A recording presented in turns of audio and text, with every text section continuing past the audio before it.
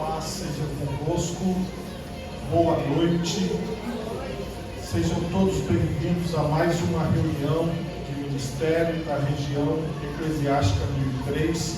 Se você pudesse colocar em pé, por favor, fique em pé nesse momento. Por favor, feche os seus olhos e nós vamos agradecer a Deus pela oportunidade de estarmos aqui. Pai Todo-Poderoso, muito obrigado, Senhor, pelos pastores desta região. Obrigado, Pai querido, pelas igrejas. Obrigado, Senhor amado, pelos líderes, Senhor, pelos coordenadores. Obrigado, Pai querido, pelos membros das igrejas, pelos simpatizantes, pelos frequentadores, ó Pai, da Tua igreja aqui no município de Vitória. Senhor, eu peço a Tua bênção sobre todas estas vidas, ó Pai, que nós possamos crescer em Ti, que nós possamos estar na Tua presença, Te glorificando a cada dia. Eu coloco, Senhor, mais esta reunião nas Tuas mãos e peço a Tua bênção. Amém e graças a Deus. Podemos assentar. Como eu já falei com vocês na reunião passada, durante este ano nós estamos seguindo as palestras do livro Graça Transformadora, do Luciano Subirá. Hoje nós estamos na penúltima. Se Deus quiser, no mês que vem será a última e depois nós vamos ter um novo livro para 2024, se Deus quiser. Mas hoje nós vamos tratar aqui sobre santificação progressiva. Está no capítulo 15. Se os pastores quiserem acompanhar as outras palestras, está tudo no meu canal no YouTube, como essa aqui, que nós estamos filmando aqui, e vamos colocar lá. E vocês podem assistir as outras também, para não perder o raciocínio. Santificação progressiva. Tornar a graça de Deus em encorajamento para o pecado é caminho seguro para o inferno mais profundo. Esta frase foi dita por John Wesley. Porque, como nós já falamos nas outras vezes, a questão deste livro Graça Transformadora é tratar como as pessoas estão entendendo de forma equivocada, à luz do Luciano Subirá, esta questão de como a graça se aplica.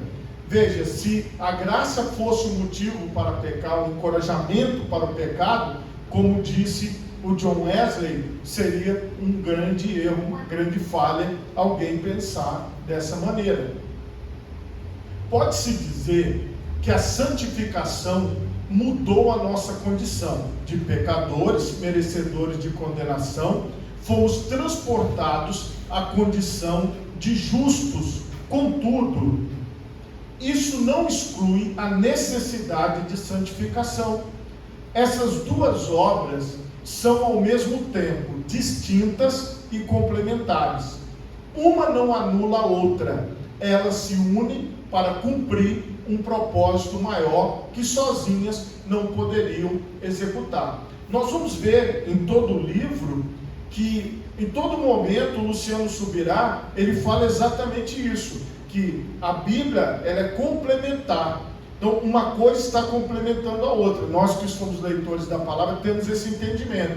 A questão aqui, eu reforço a vocês, são aquelas pessoas que não têm o entendimento, que não têm a leitura. Então, distintas e complementares, assim nós conseguimos compreender toda a verdade da palavra de Deus.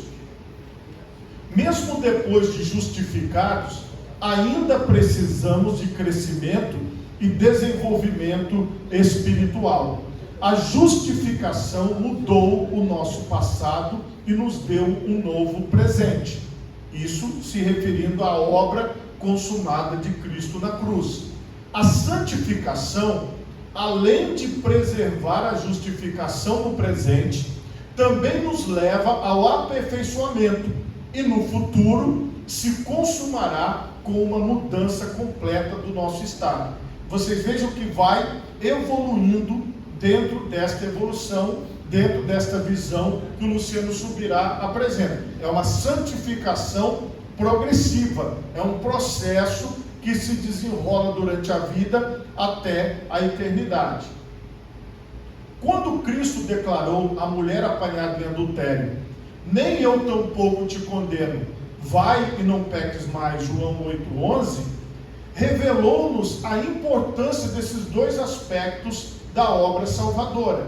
Na primeira frase, nem eu tampouco te condeno, Jesus refletiu a obra da justificação.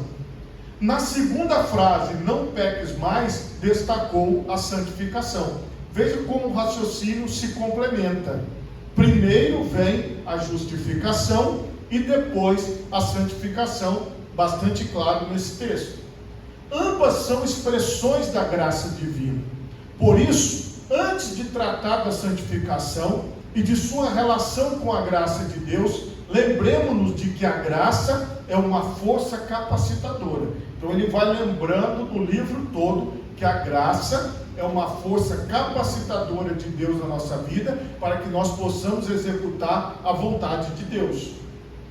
Com isso, ampliamos esse entendimento e aplicação para várias esferas da vida cristã. A chave é essa ampliação do entendimento. Porque a graça de Deus se manifestou salvadora a todos os homens. Ela nos ensina a renunciar à impiedade e às paixões mundanas e a viver de maneira sensata, justa e piedosa nesta era presente, enquanto aguardamos a bendita esperança, a gloriosa manifestação de nosso grande Deus e Salvador Jesus Cristo. Portanto, a graça nos leva à santificação. A graça nos leva a uma vida separada, a estarmos diante de Deus. São verdades que todos nós compreendemos muito bem. Ele se entregou por nós, a fim de nos remir de toda a maldade e purificar para si mesmo um povo particularmente seu, dedicado à prática de boas obras. Tito 2:11-14. Esta que é a visão. Acerca do tema, John Bevere atesta: descobri o poder da graça de Jesus Cristo. Percebo que a maioria dos cristãos vê a graça como salvação, perdão dos pecados e um presente merecido. Porém, ela termina aí para a maioria. Comecei a perceber que a graça de Deus são todos esses atributos incríveis, mas também nos capacita a mudar, a fazer o que a verdade nos chama a fazer, que é essa extensão da visão que nós temos, que é a santificação. Porque para muitas pessoas, inclusive nesse ambiente de internet, que estão pregando a graça, é nesta visão que você viu, ela termina naquele ponto, e é como se a pessoa, ela aceitou a Cristo, desceu as águas do batismo, acabou, ela pode continuar vivendo como ela vivia, e nós sabemos que não é assim. Mas é importante a gente avivar nossa memória, para que quando essas dúvidas surgirem, nós temos condições de conversar com as pessoas. Será que podemos possivelmente acreditar que o presente merecido de Jesus nos liberta da eterna sentença do pecado, mas não é poderoso o bastante para nos libertar da escravidão do pecado? Você nunca poderá me convencer do contrário, o Luciano Subirá coloca. Porque a questão é, quem foi alcançado pela graça de Deus, quem abriu seu coração para Deus, também recebeu da graça a força capacitadora para andar em santidade, para andar em separação, que é o que nós pregamos a vida toda. Etapas da vida cristã. Preste bastante atenção nesses pontos. Todo corredor sabe que uma corrida é composta de 3 etapas distintas: largada, desenvolvimento e linha de chegada. Uma conclusão óbvia. Pode-se dizer que a corrida da santificação segue a mesma lógica, assim como a própria vida cristã. Entrem pela porta estreita, pois larga é a porta e amplo o caminho que leva à perdição, e são muitos os que entram por ela. Como é estreita a porta e apertado o caminho que leva à vida. São poucos os que a encontram. Mateus 7, 13 e 14. Nos dois exemplos citados, Jesus ensina sobre uma jornada que envolve 3 estágios. 1. Entra-se por uma porta. 2. Percorre-se um caminho. E 3. Alcança-se o alvo. Veja que essa comparação que ele está fazendo é bem clara, bem fácil de entender, porque nós estamos numa jornada, estamos como se fosse uma corrida de longa distância, estamos percorrendo essa vida. Esse é o raciocínio.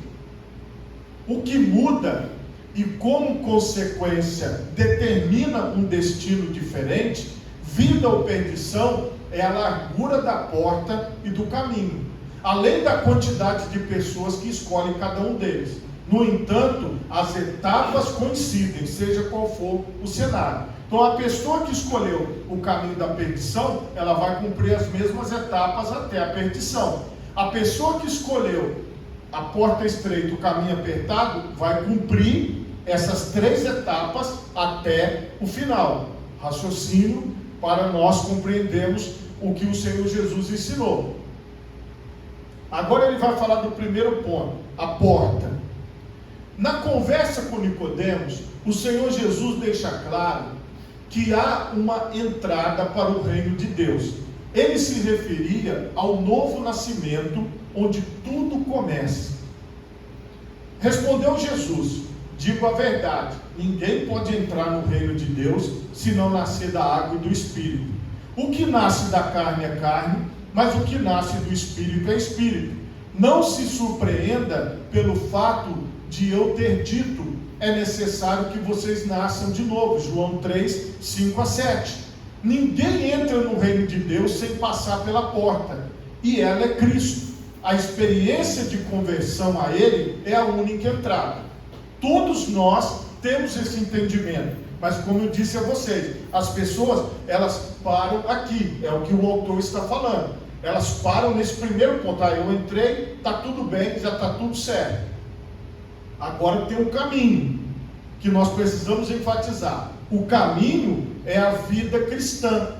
Engloba a jornada que tem início no momento em que alguém entrou pela porta e se estende até a chegada ao alvo. Então é nesse espaço que todos nós, mesmo estando no ministério, estamos, os irmãos, os líderes estão e todos os membros da igreja estão. A mesma visão, nós seguimos esse mesmo raciocínio.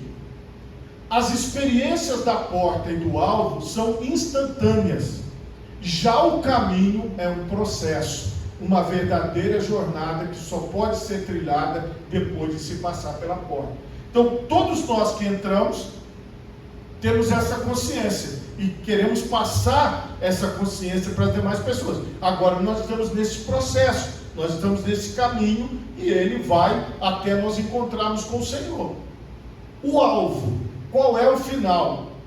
Paulo enfatizou que avançava na vida cristã com um alvo.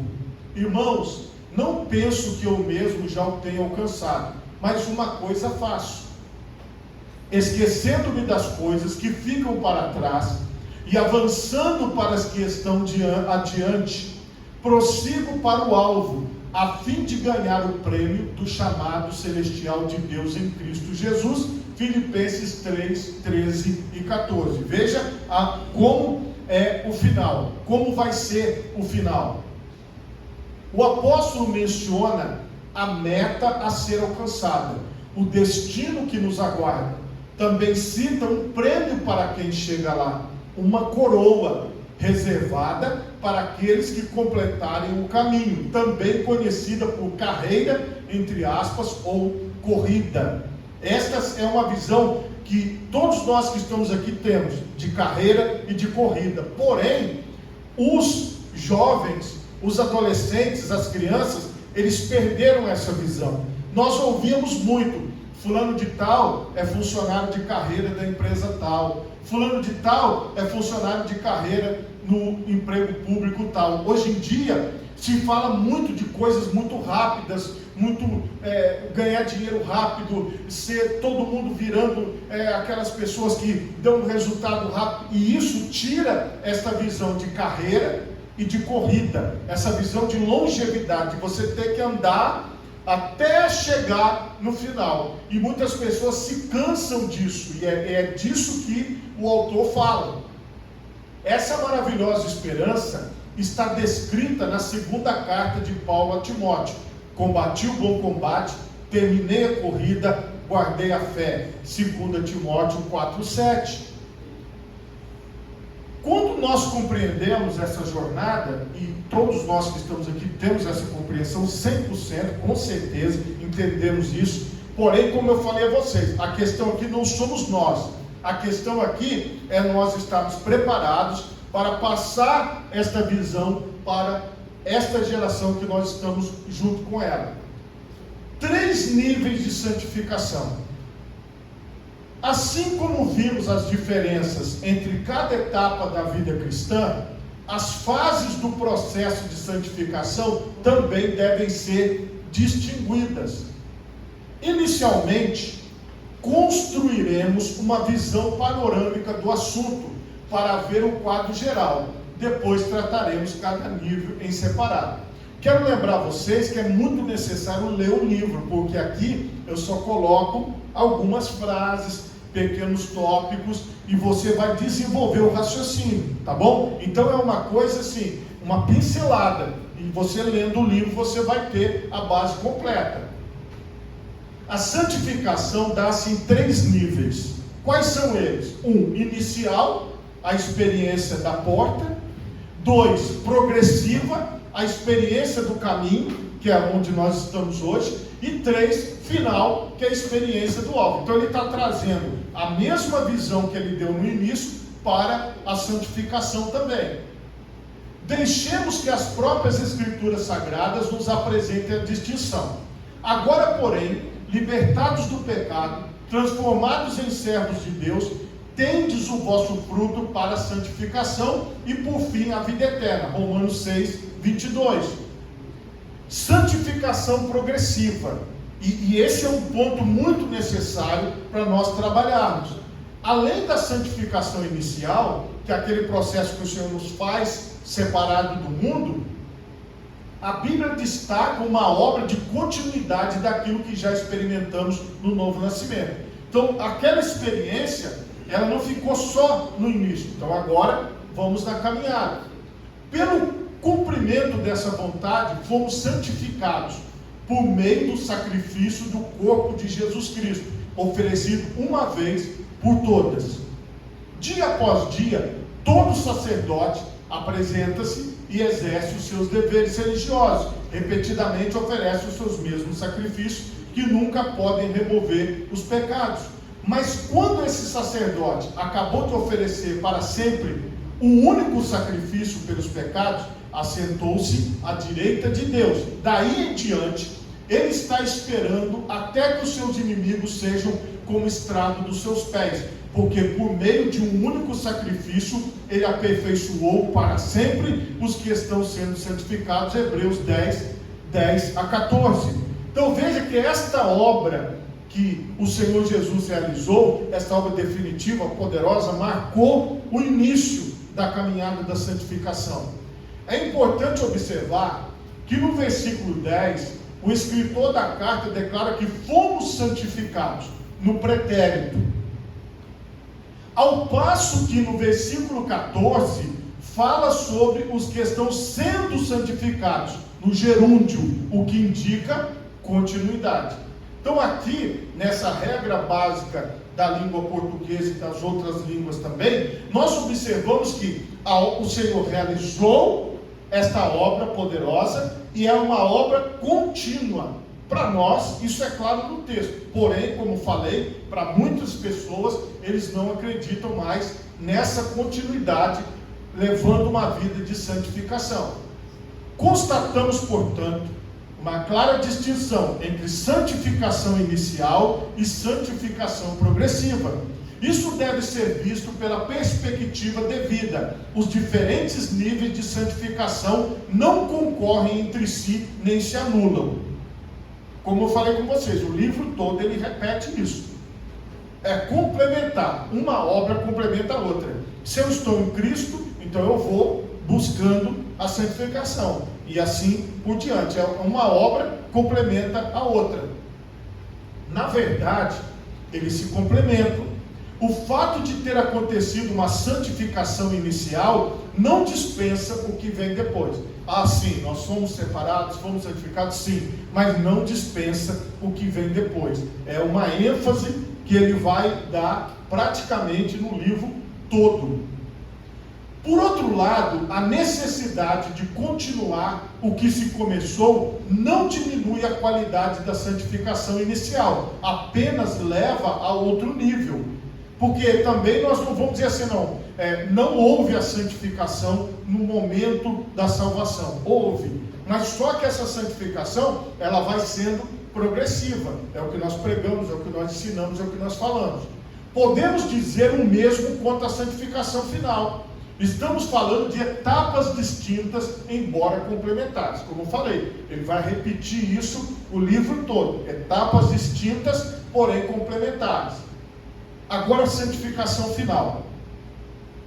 Em resumo, podemos dizer que cronologicamente, que a santificação inicial é o resultado de termos nos encontrado com Cristo. A santificação progressiva é a preparação para a vinda de Jesus. Já a santificação final será alcançada na própria vinda de Cristo. Veja, resumindo, para encerrar o capítulo, ele dá essa ideia muito bem clara aqui. Graça na santificação. Em cada etapa da santificação, a interação do homem com Deus é diferente. Então isso tem que ficar claro, e nós precisamos dar bastante ênfase nisso, porque as pessoas precisam entender que é progressiva. Ela entrou para a presença de Deus, ela tem que continuar, ela tem que dar sequência. Na santificação inicial, são necessários arrependimento e fé. E estes, por sua vez, são obra da graça. Na santificação progressiva, o homem precisa despojar-se do velho homem e exercer o domínio próprio.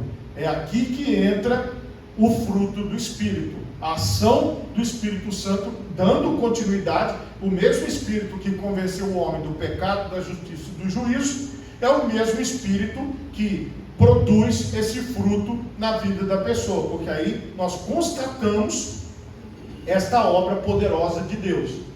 Não pode, como vimos, fazer isso sem a graça divina. Nós não temos poder, isso está claro, no livro todo. Não estamos dizendo que eu vou me santificar porque eu sou melhor. Não é isso. É através da ação do Espírito Santo.